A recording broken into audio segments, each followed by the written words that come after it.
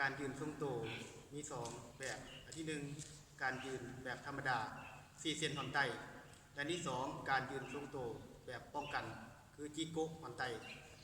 เนาะซึ่งมีวิธีปฏิบัติดังนี้การยืนแบบธรรมดาเนาะ4 เซนหอนไต4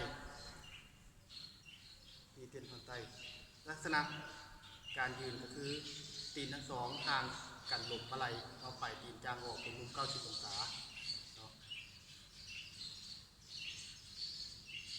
ถ้าหากว่าเนาะจะมีทางเบื้อง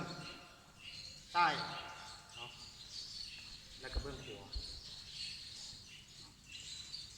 อันนี้แม่นการยืน4 เซนหอนไตแบบที่สองการยืนจีโกไตเนาะท่าเกี่ยมเนาะขาทั้งสองห่างกันเป็นมุมหลบอะไรเนาะหรือเป็นมุม90 องศายกเข่าลงเนาะลำตัวโน้มไปข้างหน้าเนาะโน้มไปข้างหน้ายืนเฉลียงซ้ายยืนเฉลียงขวาอันนั้นคือว่าเป็นการยืนทรงตัวทั้งสองแบบ